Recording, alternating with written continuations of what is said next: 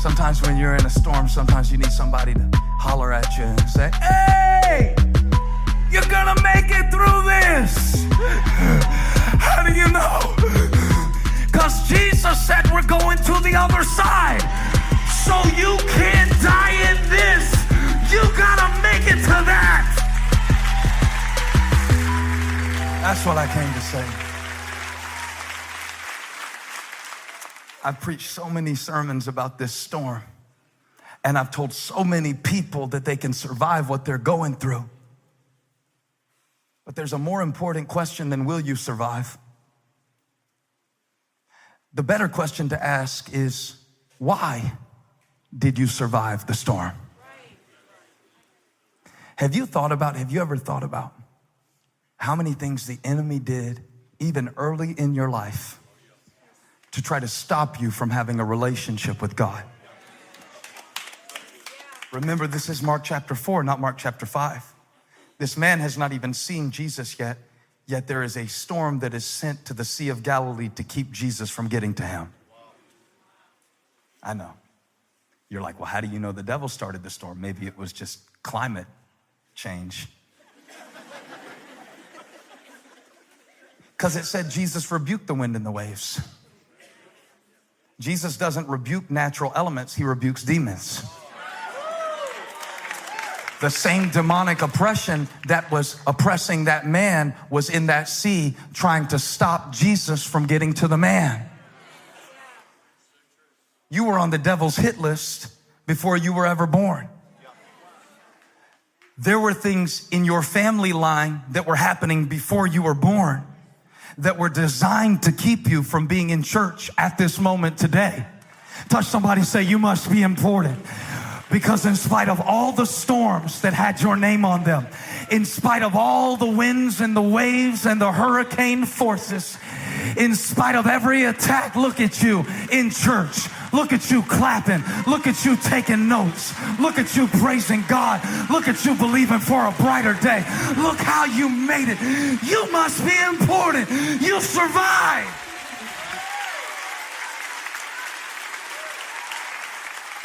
You know how I know you're important? It takes boldness to call your sermon, you must be important.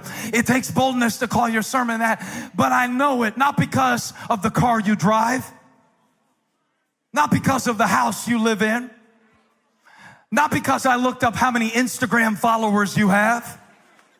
I know you're important because of your storm.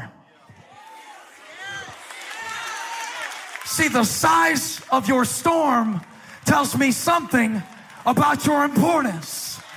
The size of your storm lets me know the importance of your assignment. The devil doesn't start a storm for somebody who he's not threatened by. If you're going through a storm, there's something so big on the other side. And if you...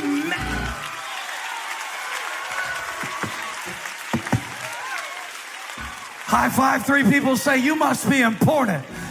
Because that big bad devil's been huffing and puffing, and he thought he would blow your house down, but the trial just served to prove your foundation. Come on, my house is on the rock. I can't.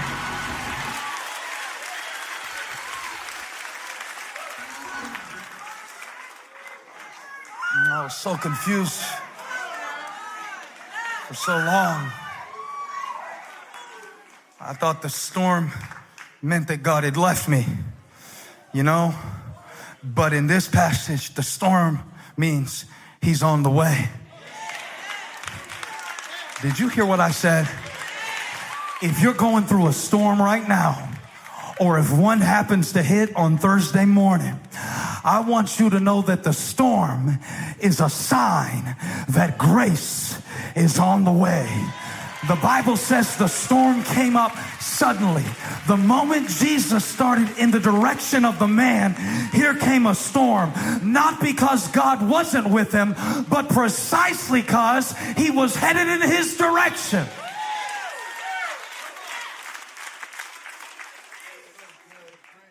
All right.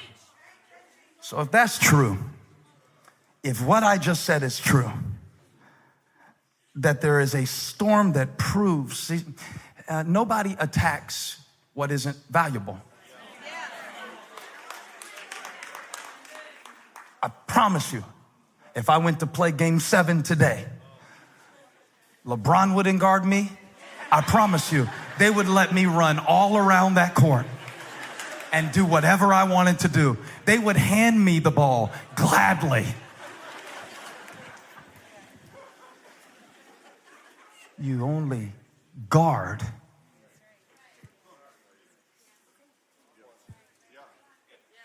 Why would you guard someone who wasn't in a position to score?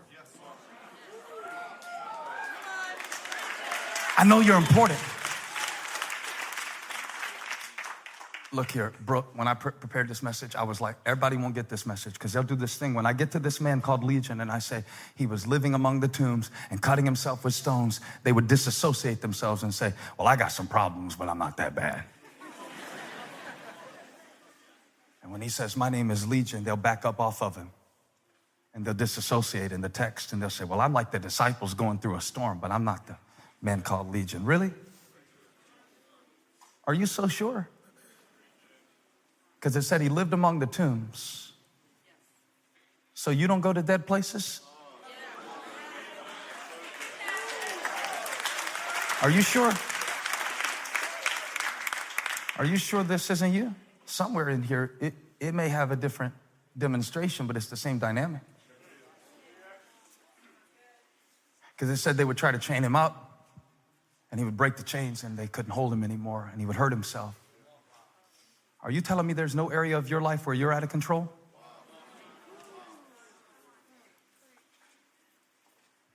I started to study the text thinking I was like Jesus, and who do I need to go help? The more I studied it, I thought maybe there's some legion in me. I don't mean demonic possession, but I do mean oppression. I've got my own chains. I'll tell you the greatest secret God ever showed me about you. Yes, you. He told me that all y'all are crazy. True story. I was getting ready to preach one time and I wanted to preach from my own dysfunction. And I was embarrassed to do it because I thought like everybody that I was preaching to had their act together, and why are you gonna listen to a preacher that's crazier than you? And it was very interesting for me, the path that I went on in those 2 years that I was learning this lesson, watching millionaires who were miserable. And I realized the devil doesn't check your net worth before he tries to wreck your house. And I saw really nice smelling people with like country club memberships and stuff who drive eco-friendly cars and eat hummus. Freaking out on depression medication and yeah. And once I found out y'all were crazy, I was no longer intimidated to preach this Bible like it really is. Once I realized that you might be out of control in your spending, your eating, your sexuality. If I kept going long enough, I'd clear the whole room out of self-righteousness. There would not be one more Pharisee spirit left to hear this sermon if I kept going. Dare me to do it. I will name every demon in this room. Because once I stopped talking about the stuff you can't see, then I would move over to gossip. Some of y'all can't stop talking about people. You are so ugly. Okay, see what I told you? I told you. I told you you were crazy. He knew the man was crazy when he got on the boat. It didn't stop him from coming. That got me excited. I figure maybe he knows about my issues too. I am Legion, he said. Legion is 6,000 foot soldiers. That's a lot of demons. Jesus said, what is your name? You know my name. Do you know yours? Do you know who you are? Or do you have so many different personas? You know, because we're all legion. We're all a little bit of legion. There are many me's. Somebody told me that Abby looks just like me. They said, she's your mini me. I was like, you don't know how true that is. There are many me's. Huh? There's online you. There's Sunday morning you. That's the only one I ever get to see. But then I found out there's a Friday night you. Don't make me interview your spouse, please. I will pull them up here and give them the mic. There's a you only she knows, he knows. There's a you that only you know. There's a you that cries out day and night. You don't cut yourself with stones. I understand that. But sometimes you inflict pain on yourself and you can't stop it. And you don't even know why you keep pushing people away. You've been living among the tombs so long. Somebody's tomb is the mall. Somebody's tomb is pornography. Somebody's tomb is an addiction that if we named it in the room, you'd think surely that person wouldn't come to church. You'd be surprised how quick the demons run to Jesus. Those demons ran before Jesus and fell before him and said, don't make us leave. We got it like we want it here. We got these people on lockdown. But they knew that this man was important to Jesus. And they knew that they were about to have to vacate the premises of this man's personality and his psychology. And they knew that someone strong enough to subdue them had finally showed up in the region of the Gerasenes. Because you've tried everything else and you've run to everyone else. But I declare today, you are in the presence of a greater grace. And what works couldn't do, and the law couldn't do, and chains couldn't do, and shackles couldn't do, God's about to do it in your life. Grace can do what chains can't do.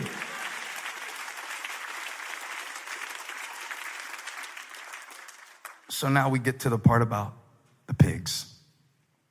We hadn't even got to the pigs yet. The pigs are the most important part. This is the part where I'm wondering why the demons wanted to get inside the pigs. And on the surface, I understand that the devil never wants to give up any ground. You understand, once he has established a foothold, how many of you don't believe in the devil? I want to see who hadn't had kids yet. That's all I'm trying to do. He doesn't want you to be the first one in your family not to need drink to feel good about yourself. He doesn't want you to be the first one in your family to be able to stay stable in a relationship rather than running around. So what does he want? He wants to stand guard in the area, and this is a brilliant strategy. I got to give it to these devils. The devils are smarter than a lot of church people. They know how to get in formation. They know how to accomplish a purpose. And they know how to discern what is valuable. This is it. Stay with me. Are you with me? Come on, we're on something. Are you with me? Lean into this word. The word you resist is the one that you need. Jesus is in this house. The presence of God is in this place. The power of a mighty God is in this moment. Now, so Jesus says, you gotta go. Let that man go. He's important to me. I went through the storm to get to him. I went through the thunder and the lightning to get to him. I went through bucketfuls of water bailed out of Peter's boat to get to him. I came 2 hours across the Sea of Galilee, and I've only got 3 years to change the world. This man is a VIP. I know everybody else has forgotten about him, but I want him. Now, let me say something real quick. If he went through the storm for this man and he went to the cross for you, how valuable must you be?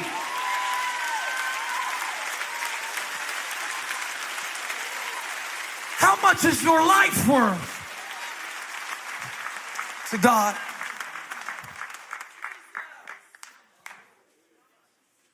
And Jesus said, okay, you can go into the pigs. And they went into the pigs. And then they made the pigs drown. Because the demons know two things. One, pigs can't swim, but we all know that. What the demons know that we don't know? I think the demons understood that the people in the region cared more about the pigs than they did about the man. This is 2,000 pigs. This represents a significant part of the portfolio of these pig owners. This is a region that is known for raising pigs. So what does the enemy attack? Whatever you value the most.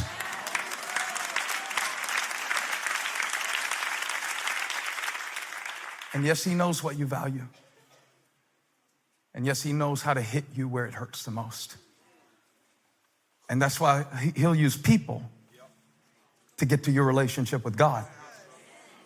What's really most valuable is your relationship with God, but he knows if he can get people to offend you, you will do what the people did. You will send Jesus away because you were offended by people. He knows where to hit you. He knows where your insecurity is. He knows your playlist, what you say to yourself about yourself. He knows your proclivities, your perversions. He knows what makes you feel ashamed. So he hits you there to make you lash out in anger. He knows how to keep you bound. And since he couldn't stay in the man, the devil went into the pigs. If I kill the pigs, they'll send Jesus away. Let me hurt Job. This is when the devil had a meeting with God. He said, I've been going to and fro looking for somebody to devour. And God said, have you checked out my boy Job? Job's a bad dude. This is an updated translation. It's a little more modern. Probably says it in your Bible. And the devil said, he's only serving you. He's only serving you because his herd is still intact. Let me touch his body. Let me touch his children. The enemy will use anything to get to your faith. What he's after is your relationship with God. But he will use the pigs to get you to push away the presence of God. He knows exactly where you're vulnerable. Guess where you're the most vulnerable? Wherever you place the greatest value. These pigs were worth $2 million in modern money. He said, if I can get in the pigs and make the pigs drown in the water, the people will be so afraid because they lost their pigs that they will send Jesus away. I wonder where the enemy attacked you. I bet it was in the place of your greatest value. But guess what? I got good news. He only attacks what's valuable. So if he has attacked you lately, get ready to shout. Guess what that means about you? You must be important. Oh God, the devil knows more about your destiny than you do. There must be something on your life. Can I preach this like God gave it to me? God said some of you are breaking generational curses and you don't even know it. And that's why it's been so hard. And that's why it's been so strong. And that's why it's been so dark. Because you're so strong and you're so positioned and you're so important to his purpose.